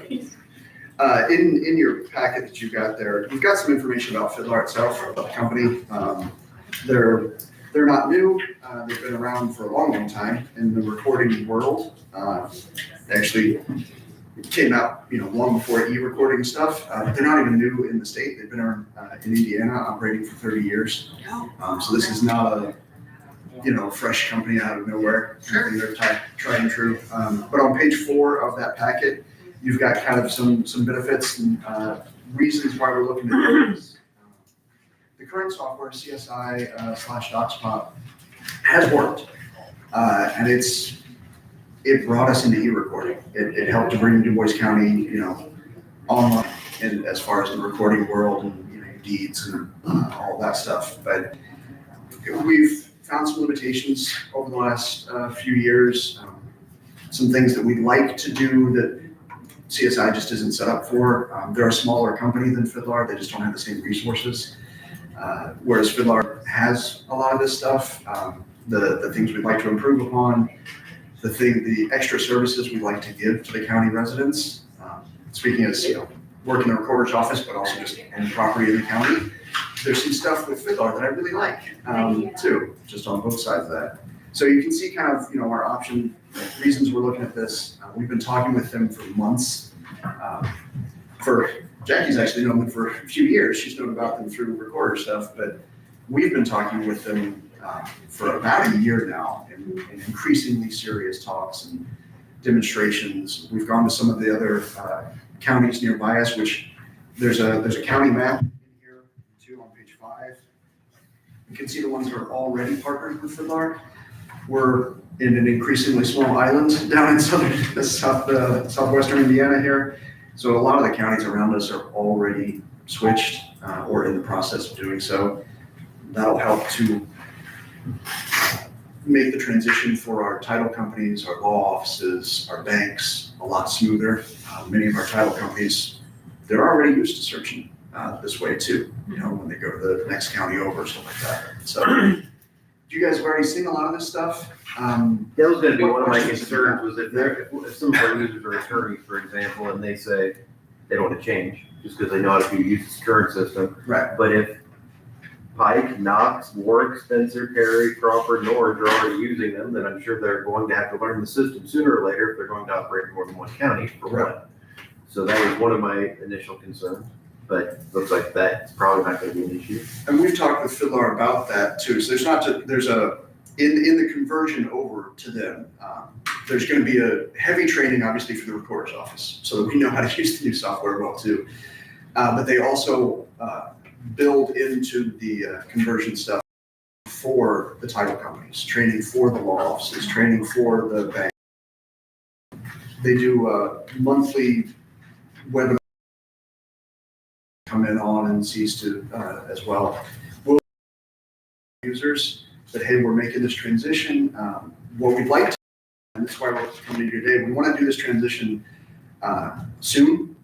Our current contract with CSI ends at the end of this calendar year. And so we'd like to go, think of it almost as a soft opening on December 1st to Fidlar, and that gives us a month of overlap if there are any issues or problems or any of that. And then January 1st would be straight up to Fidlar, and we would have a new CSI contract to pay them too. We're well within our time to give CSI, they require 60 days notice before we leave, so we are well within that. So that gives us that little buffer zone too, but it gives us plenty of time to contact all the local users we know. There's a lot of users who access DuBois County documents that we don't know about. Part of this conversion will fix that. We'll have access to that information now. But we know there are people from out of state who access DuBois County records. They're all public records. They're available. We won't be able to contact them because I don't know who in California might be looking. But I know Fifth Third. I know German American Bank. I know DuBois County Land Title. You know, we can contact them, work with them, make sure they're ready for the transition. And especially, like you said, a lot of them are already using Fidlar software. We've been talking about this for months, but we've kept it very, hush-hush within our own department. But we've had researchers come in the last few months who have, not knowing we're looking at this at all, talked about, oh yeah, half of our department's using Fidlar software and half is using DocsPop. And we had a guy come in looking at classified forests a few weeks ago who I sat him down on our public computers so we could access stuff and show him how it worked. And he said, boy, so it sounded in a different county recently and they used this system, Fidlar or something. Boy, it was great. And I just, okay, I'll file that away, So we think it'll be better for us. It'll help to move DuBois County and our recorder's office to get us ready for the next 10 years and 20 years to really set us up for the future. But it's also going to be a net positive for our users. It's going to be easier for them to search, whether they're the individual who's never bothered checking their stuff before, it'll be easier for them to use it. The title companies, it'll be easier for them. There's cost savings, especially to the title companies because they're more power users. So it becomes cheaper for them too. It's, it's a win-win, we feel like, across the board. So. For the public records, if a person wants to come look at their public records, they can come in, you'll set them up at a computer and they can stay all day and look at anything that they want at no cost, correct? Yeah, and that won't change. Right. I know this stuff, I think I do, and I'm just saying it just so that it's out there. So I come in, I want to look at my mortgage, my release mortgage, a lien on my property, title transfer, whatever, any number of items that are recorded. Anybody, just like they always have, can come in and look at a computer and find the document. And this is for lack of a better word, just an expanded service, right? Nobody has to use this. No. Anybody that wants to see a public record can come see a public record at no cost. If they want to print a copy of it, you'll charge them whatever it costs to print a copy of something. And so it's nothing changes in that way. Yeah, we'll continue offering the same things we have plus. Right.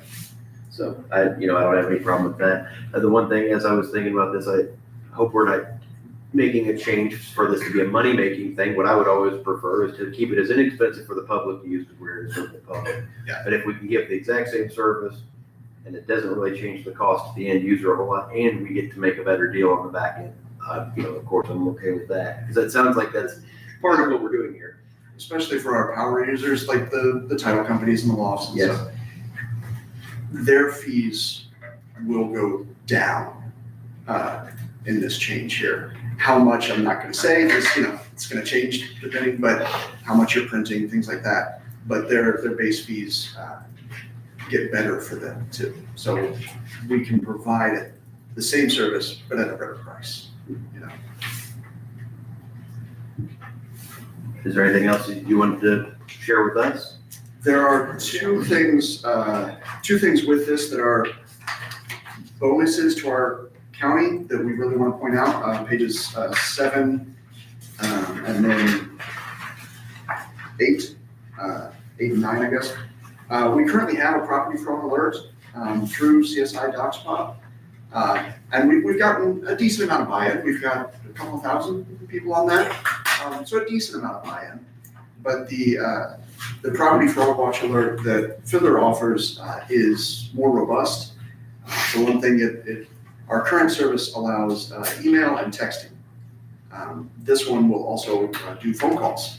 If somebody searches and it comes up your name and it's not you, you'll get a notification. So the example I tend to use is a couple of years ago, my wife and I filed for the homeowner's loan if we needed it. And so that meant the bank had to check our deeds and all that. And I got a notification on the current property watch. And it went to my junk mailbox, in my email. This will allow phone call, text, email, and it allows it in English and in Spanish. We don't currently have that Spanish option. So it gives us a better use to our constituents. And it's same thing as our current one. It is free to them. All they have to do is sign up. The sign-up process is really easy. And we can help put that out to the county as well. But it provides a little more peace of mind as every couple of weeks, you read an article about somebody lost their property that they didn't even realize they'd lost. And, they came back to visit their dad's old house and found out it's a condo and they don't own it. So. Actually, I had someone ask me about that on Saturday morning.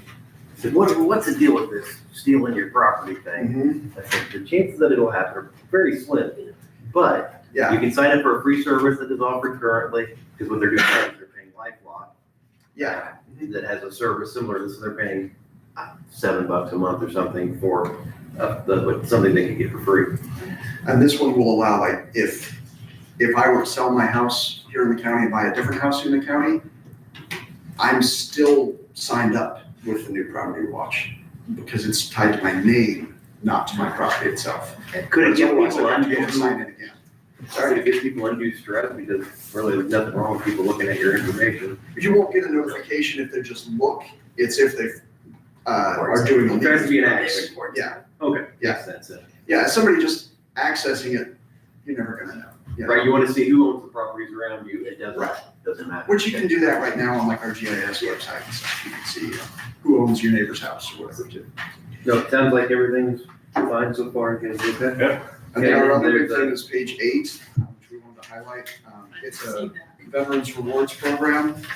That's not currently a thing that CSI DocSpot offers. It's part of Fiddler's service. It is Pretty neat. awesome. Yeah, our vets just get to sign up for it. They'll get a little card that'll be made and sent out to them. It ties to local businesses. Page 9 are businesses in the counties neighboring us that have a presence in Du Bois. So those would be easy ones for us to go, and hey, you want to go ahead and sign up for the Du Bois County one as well. 99% of the time, if a Du Bois resident with a veterans card were to go over to, say, Crawford County Big O Tires, they're probably going to give them the discount. I can't say they have to because that's not built in the thing. I can't imagine it wouldn't, but I won't say they have to, But we can go to the Big O Tires here in town and be like, hey, Crawford County does it. Would you like to sign up for Du Bois County? And we can get a lot of our local companies who already want to do things for our vets. Sure. And this is a program, they don't have to build their program, they can just sign up with this, everything's kind of lined up for them. Very We can nice. provide a service to our veterans that we can't right now. Sure. And again, that's a free service to them, to the county, so another big perk of this switch that we really like. Nice. Mr. Schneider, you're an attorney. You use public documents. Wow. Do you have anything, and if you don't want to be put on the spot, just say you don't have a That's comment, that's fine. And Do you have a thought on any of this? I've not utilized it in the other counties. I think it is available in the counties I practice in, but the frequency at which I need them, or I'm usually pulling those directly. I will say that change is always hard for the older I get. But I'm not scared of it. If it happens, it happens, and we'll learn it too, the same as we've learned other things through the years. So, And for you, if you do need the service, you sign in, you have a DocPop account, correct. and you say, I know that if I search, that costs me whatever, if I print it, I've used it previously. Correct. Whatever you do, there's gonna be a charge for certain things, and you make the decision, a business decision, is it worth doing it, Right. or should I drive to Spencer County? Correct, right. If I'm gonna be there tomorrow, then I'll just pick it up there tomorrow, if necessary. So, See, individuals, nobody has to use this, that's great. it's, Not at all. anything else? I'll with that. Okay. Auditor?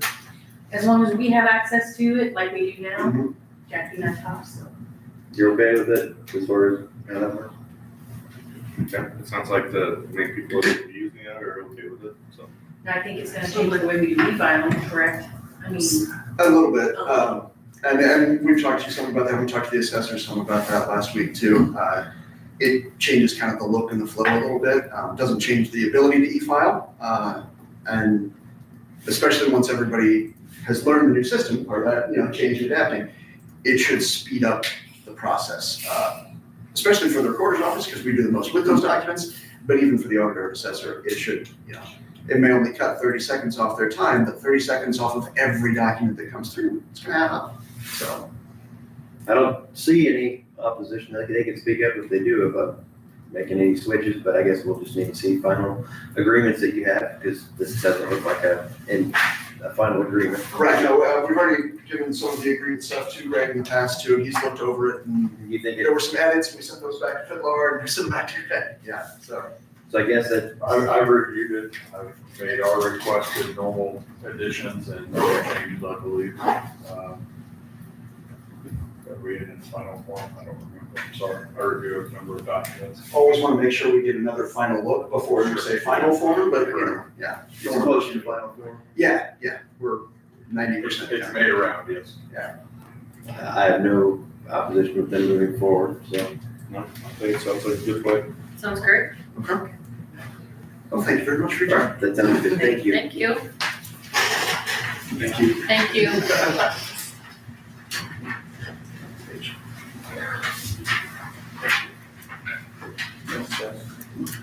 All right, let's talk about what else we have going here. We have, a couple ordinances here. Let's start with ordinance 2025-11. This is for industrial park speed limit change. So do we need to rehash what this is about? No, we chose not to. Do that. So you want to make it, we recommended changing last meeting. Okay, We recommended the speed limit at the 45 miles per hour. And this is, the area that was in question was the northern portion of Industrial Park. And the town of Hardin has annexed some of that area several years back. So it's a little piece together up there. It joins back and forth between the county and town of Hardin. So town of Hardin decided to go ahead and make their portion 35 through there. So looking out for the public's best interest, we felt that we need to make our section 35. Otherwise, it would literally go 45, 35, 45, 35, 45, all within a 1 mile stretch or less. So we went ahead and matched there. 35 miles per hour, which means the ordinance is then required to make it enforceable. Now, like Greg, take it from there. I've just shown the map. Oh, You can I see see. everything. so here, Correct. You go to the white section for the Woods County area. This was annexed in recently. So basically, we used to run from the highway all the way here. gotcha. And this became town. Okay. It's to change it to these two strips here. Okay, makes sense. And the rest of it stays, what about this? I caught what you were saying there, does this stay the same, or this doesn't affect it? That does not, this ordinance is only impacting this northerly stretch. Sounds good. There's an ordinance amending all ordinances, establishing speed limits on a portion of Industrial Park Road. And I'll make a motion that we approve, restricting the speed limit to 35 miles per hour upon those portions. Second. Any other discussion? All in favor, say aye. Aye. Aye. Anyone opposed? Motion carries. Next up, we have ordinance number 2025-12, an ordinance amending all ordinances mandatory thereof, being an ordinance imposing restriction upon vehicles operating on county roads in Bainbridge Township in DuBois County, Indiana. That's a whole lot to say that we're gonna add a stop sign. Is that correct? The single stop sign? You're correct on both ones. It's a lot to say that. Yes. So we have there is one, please correct me if I'm wrong, on an east approach, there's already a stop sign. We are going to put a stop sign on the west approach, and this is on Todd Lane, and where it intersects with Beth Lane, and this is due to new subdivision The construction. roadway used to be a T, it's now a four-way intersection because of the extension of Todd going west to go to the Thurston For the new subdivision. subdivision. So we've got the right of way there, we've seen the stop sign, we can Again, I've asked whatever questions I had. I'm satisfied with the motion or the idea. Anybody have any comments or concerns? No. Good with it. I understand. Okay, I'll make a motion to approve ordinance 2025-12. I'll second. Any other discussion? All in favor, say aye. Aye. Aye. Anyone opposed? Motion carries. The next item is something we did a couple weeks ago, I believe, but this is for a different organization. It's for GIS Limited Use Agreement, and this is between DuBois County and the DuBois County Rural Electric Cooperative. So, have they had this before? I can't answer that. I didn't know if we did this data exchange with them in the past. Are they going to pay for the service, or are they asking for it for free? It's a figure now. There is no fee associated with this agreement. DuBois REC would like to exchange their service area boundary layer for use with DuBois County Dispatch for the DuBois County parcel layer.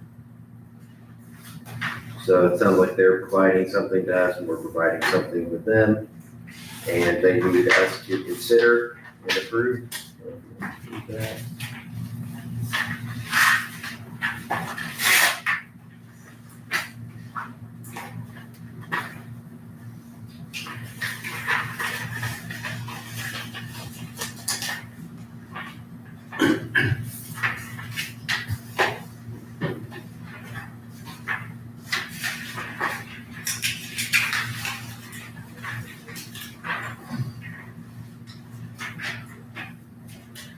Mr. Schneider, do you want to look at these agreements?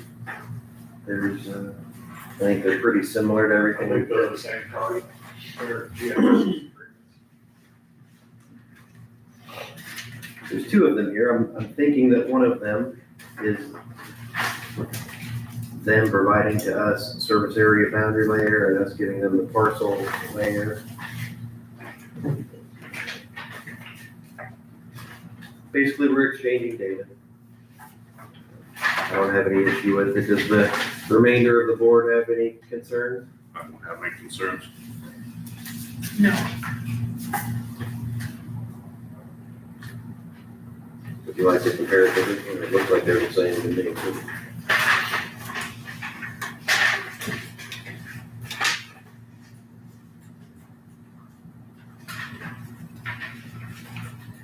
While Mr. Schneer's looking at that up, just, I agree with you. okay.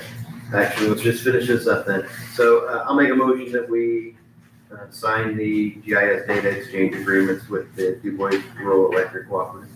I'll second. All in favor, say aye. Aye. Aye. Motion carries.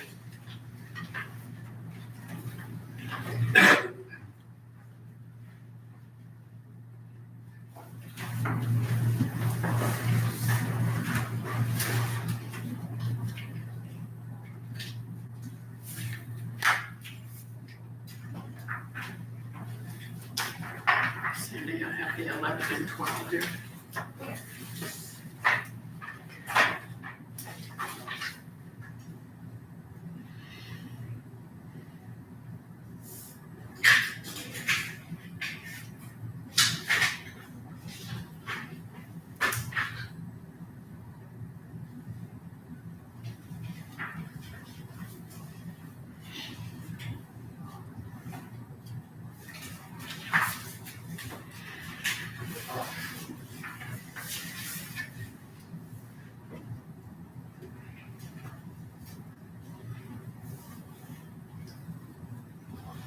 I believe at the last meeting, I mentioned that I was going to meet with the team on our ordinance and code violations and see what improvements we could make.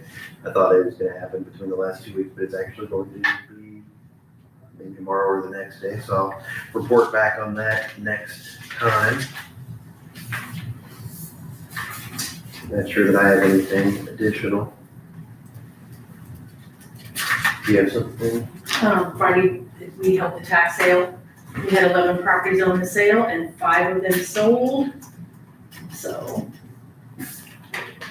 So is this the remainder list? this is the list of the 11 properties, and here's the 5 that sold. Okay. We had a surplus of over $300,000. So there were a few properties of value that people bid up. Yes. And the way, just as a reminder to myself, if a person owed $50,000 in taxes on a property, that property sells for $100,000. After it goes through the process of approximately over a year, the homeowner would have the property removed from them. They would have their bill paid, and they would get the overage. They would be able to claim the overage. Okay.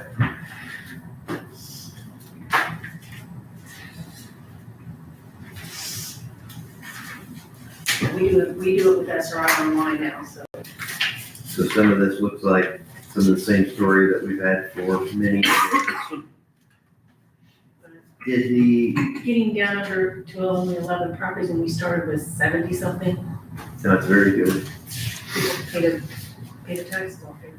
Okay, so this property, I think, okay, the two that were adjoining sold together. Yes. Okay. A few of them that were sold together.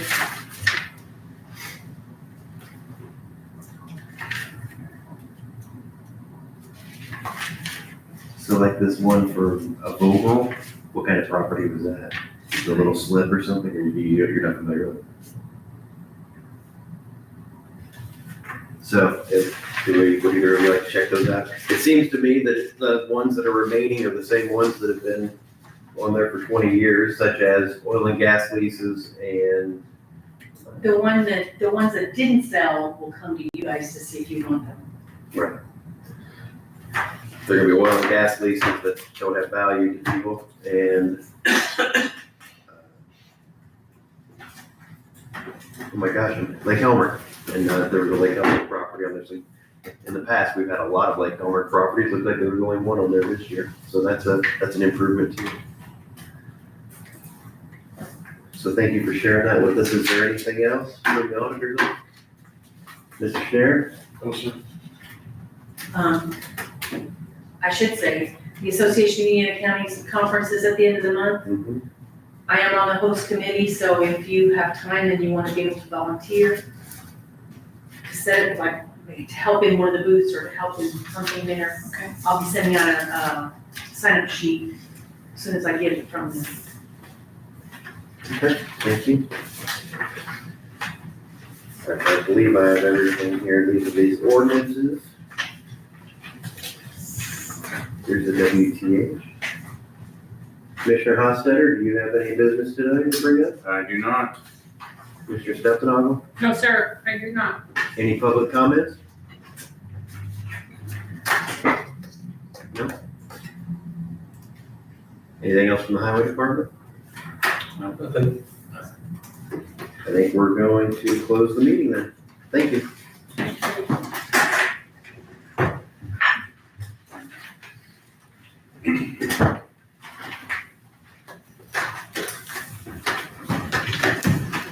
I didn't know